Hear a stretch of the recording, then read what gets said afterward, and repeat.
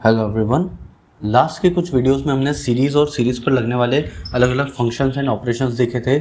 इस वीडियो में हम देखेंगे अगला पार्ट जो कि पांडास का मोस्ट इंपॉर्टेंट पार्ट होता है, that is called data frame.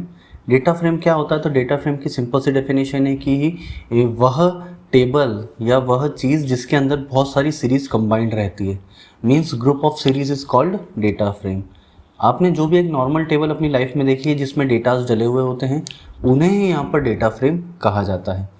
Data frame बनाने के लिए सबसे पहले आपको एक ऐसा डाटा चाहिए जिसमें दो सीरीज़ कम से कम हो, क्योंकि सिंगल सीरीज़ तो फिर सीरीज़ ही कहलाएगी, बट अगर उसमें दो या दो से ज़्यादा सीरीज़ हमने इंक्लूड कर दी तो फिर वो डेटा फ्रेम बन जाता है।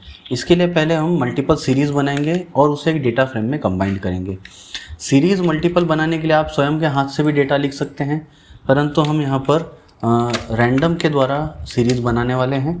इसके लिए हमें रैंडम को इंपोर्ट करवाना है, नमपाई को इंपोर्ट करवाना है एज एनपी, और पांडास को इंपोर्ट करवाना है क्योंकि हम डेटा फ्रेम बनाने वाले हैं। इसके बाद हम वेरिएबल लेंगे जिसके अंदर हम np dot random dot randint के द्वारा यहाँ पर अब हम कोई सा भी डेटा की रेंज डाल देंगे। रैंडम इंटीजर फंक्शन क्या करता है, तो वह दी हुई रेंज के हिसाब से डेटा हमको दे देता है। सपोज़ करिए मैंने यहाँ पर लिखा 5,15, तो रैंडम इंटीजर क्या करेगा, 5 से 15 तक के बीच के कोई से भी एक नंबर को मुझे आउटपुट के रूप में दे देगा। अगर आपको सिंगल नंबर चाहिए तो ये फार्मूला ठीक है आपका, बट अगर आपको मल्टीपल नंबर्स चाहिए, सपोज़ करिए मुझे 6 वैल्यूज़ चाहिए, तो मैं यहाँ पर 6 लिखूँगा तो मेरा काम होगा। सपोज़ करिए 4 वैल्यूज़ चाहिए तो मुझे 5 से लेके 15 तक, 5 से लेके 15 के बीच की कोई सी भी 4 वैल्यू प्रिंट होकर वो दे देगा। इसे हम एक बार प्रिंट करवा कर देख लेते हैं। प्रिंट ए। जब हम इसे रन करते हैं तो हमें 4 वैल्यू मिल चुकी है जो कि 5 से लेके 15 के बीच है, मतलब मिनिमम उसमें 5 तक जा सकता है और मैक्सिमम 15 तक जा सकता है। ऐसे 4 वैल्यू वो दे देगा। बट ये वैल्यू हॉरिजॉन्टल आ रही है। सीरीज़ के रूप में कन्वर्ट करने के लिए आपको एक नया वेरिएबल बनाना है। उसके अंदर आपको लिखना pd डॉट सीरीज़, जैसा कि पिछले वीडियोस में देख ही चुके हैं हम ऑलरेडी।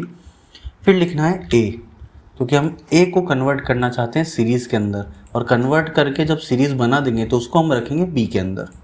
अब प्रिंट क्या करवाएंगे, तो प्रिंट हम रखवाएंगे b, क्योंकि b को हम प्रिंट इसलिए करवा रहे हैं क्योंकि जो a की सीरीज़ हमने बनाई थी वो b के अंदर रख दी गई है, तो इसलिए b प्रिंट होगा, a प्रिंट नहीं होगा।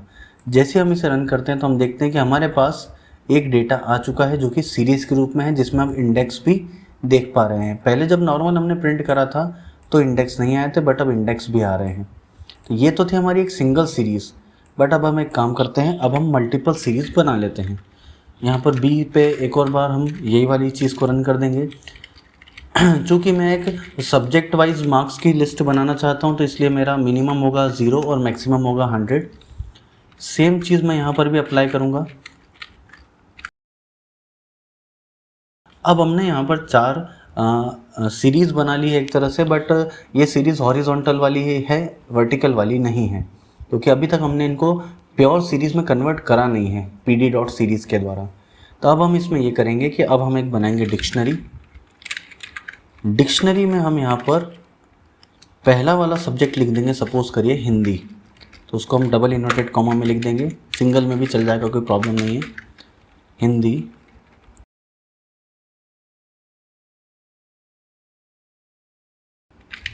ऐसा हमने यहाँ पर अलग अलग डिक्शनरी के कीज़ बना ली है, उनकी हेडिंग्स बना ली है। अब उनका डेटा क्या होगा, तो हिंदी के लिए मैं लिख दूंगा कॉलन करके A, इंग्लिश के लिए लिख दूंगा कॉलन B, मैथ्स के लिए लिख देते हैं कॉलन C, और साइंस के लिए लिख देते हैं कॉलन D।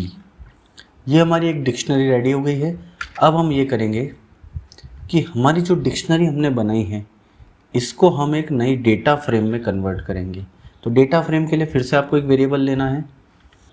उसके लिए यहाँ पर हम एक वेरिएबल लिख लेंगे df के बाद यहाँ पर लिखेंगे pd डॉट, इस बार लिखा जाएगा डेटा फ्रेम। डेटा फ्रेम में d और f को आपको ध्यान रख के कैपिटल रखना है। यदि आपने कैपिटल नहीं रखा है तो डेटा फ्रेम बनने में प्रॉब्लम आ सकती है। अब हम डेटा फ्रेम किसका बनवाने वाले हैं, तो हम बनवाने वाले हैं हमारे डिक्ट का, यानी कि डिक्शनरी का डेटा फ्रेम कन्वर्ट करेंगे। मतलब आपको जब भी डेटा फ्रेम बनाना है तो आपके पास एक डिक्शनरी होना बहुत अच्छी बात है, उससे आप डायरेक्ट डेटा फ्रेम क्रिएट कर सकते हैं। अब हम प्रिंट करवाएंगे डीएफ को, रन करेंगे तो हम देखेंगे कि हमारे पास हिंदी, इंग्लिश, मैथ्स और साइंस की हेडिंग्स आ चुकी है, क्योंकि हमने डिक्शनरी में उनको हेडिंग रखा था। और यहाँ पे 0, 1, 2, 3 आ गया है हमारा इंडेक्स, और उनके सामने की यहाँ पर वैल्यूज़ आ चुकी है। ये जो बना है हमारा, ये हमारा कहलाता है डेटा फ्रेम। मतलब ये एक सिंगल सीरीज़ थी हिंदी, बट हमने जब इंग्लिश, मैथ्स और साइंस सभी को एक साथ इसमें इंक्लूड कर दिया तो ये पूरी टेबल मिलकर बन गई आपकी डेटा फ्रेम। इसमें आप इंडेक्स अपने हिसाब से बदल सकते हैं। पिछले वीडियोस में हमने इंडेक्स बदलना देखा था, आप उसकी सहायता से आसानी से इंडेक्स लगा सकते हैं। यदि आप चाहते हैं तो कॉमा करके यहाँ पर भी इंडेक्स दे सकते हैं डेटा फ्रेम बनाते समय।